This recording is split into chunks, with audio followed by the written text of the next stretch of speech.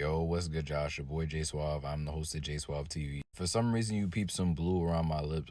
Don't mind that. Definitely did not just come out of the theater after watching the Michael movie. Maybe I had a blue raspberry icy on me during that show. None of that is of any concern. You clicked on this video because you wanted to hear my thoughts on the Michael movie. Put up a poll on my YouTube the other day, going over some movie reviews that I plan to bring on the channel at some point. Asked is one of these movies y'all wanted to see me review the most. And of course, Michael led the poll. It is Michael Jackson. No surprise there. Now, like I said, I totally did not just go watch this movie just now. And I'm not giving y'all a review right after watching it. But I will say, after leaving that theater, I was very impressed by this movie. And I'm glad this is the case, right? Because I heard a lot of mixed reviews on this movie before going in. I've seen positive scores from IMDb and Fandango on the movie, but then I see Rotten Tomatoes has it at like a 38%. That's me recording this. But then people I know in my real life really did like this movie, including my girlfriend. Shout out to you. She said she and her mom loved it. So, of course, I had to come in and see for myself. I was left feeling after watching it. And first and foremost, shout out to Jaafar Jackson, nephew of Michael Jackson, for really putting on in this role as his uncle. The way he captures his voice, his dance move. Give that kid all the credit in the world. Also, Kid Mike. Shout out to whoever played Kid Mike and Gary. Energy he showed made it believable for the transition that Jaafar would then pick up later on in the movie. He picked up and went on to do the amazing things he did in the second half. So big up to the both of them. Coleman Domingo in this movie, I heard a lot of people have raving reviews on how he played Joe Jackson. And I thought he was cool, right? I thought he did a good job. I don't think it was anything crazy. He had a lot of funny facial expressions throughout. Michael and his family would be defiant on anything and everything that bro wanted for them. I personally just seen Coleman Domingo kill a lot more roles than Joe Jackson in this movie personally. But I did like the back and forth dynamic between Michael and him in this movie. Especially as we go into the second half with Michael's whole premise. Wanted to be the greatest pop star of all time. Not being afraid to wholly lean into himself in order to make that happen. Being a person he always wanted to be when he was younger, but always being denied every point in time by his dad. And at points his mom. On a lesser degree, obviously. Shout out to Nia Long. I think she did a great job playing Mike's mom for the amount of screen time that she gets in the movie. The thing I loved the most watching this movie was seeing Mike learn how to put himself first in spite of his father constantly putting him down, constantly making him feel like he was selfish for wanting to do his own thing as opposed to go down the family route. I also love seeing by the end of the movie Mike decide, you know what, I'm going to have one final family tour, victory tour I think they call it, before I decide to be my own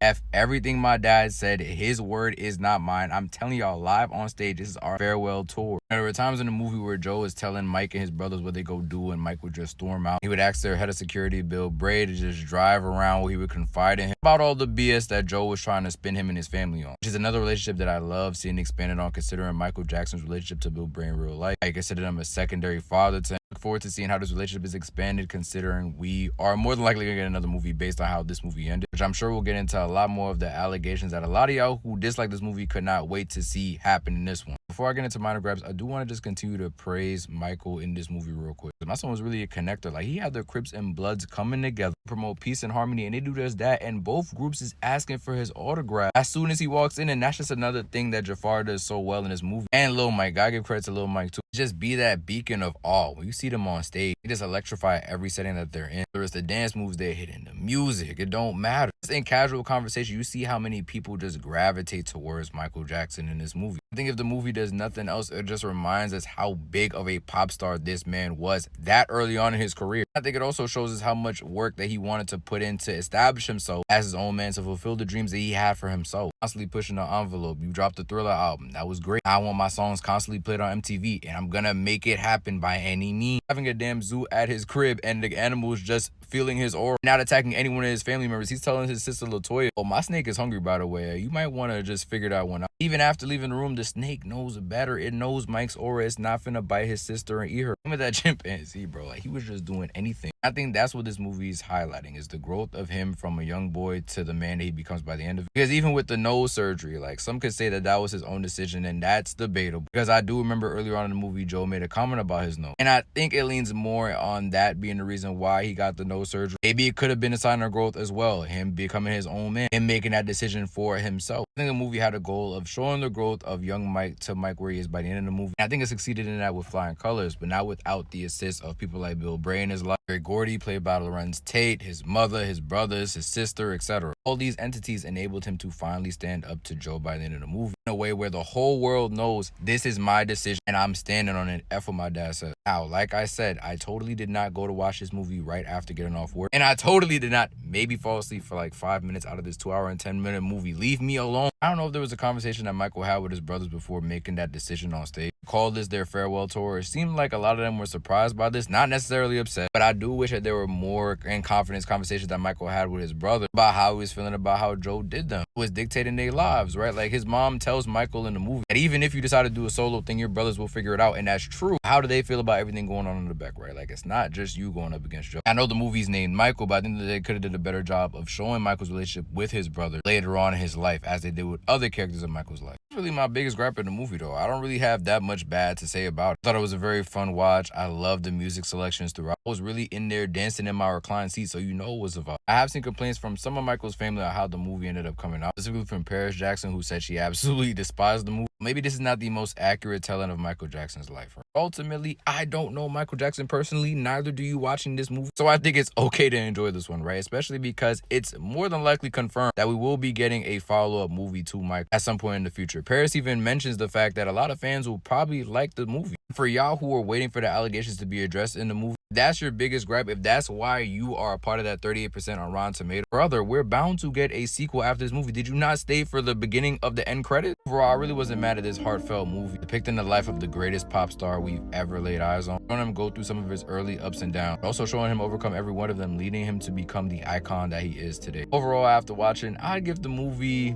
an 8.75 out of 10. Really good watch. Very little that I did not like about it. Before I absolutely stole the show, you did Mike super proud. I mean, you could just tell the way he's moving in this movie, he knew who he was playing. He knew the icon that he was going to represent on screen, and I think that he played the character in the best way that he possibly could. Looking forward to a sequel to this movie. Y'all leave y'all thoughts on it in the comment. If you made it to this point in the video, let me know what you are most looking forward to in that Michael sequel that we are bound to get.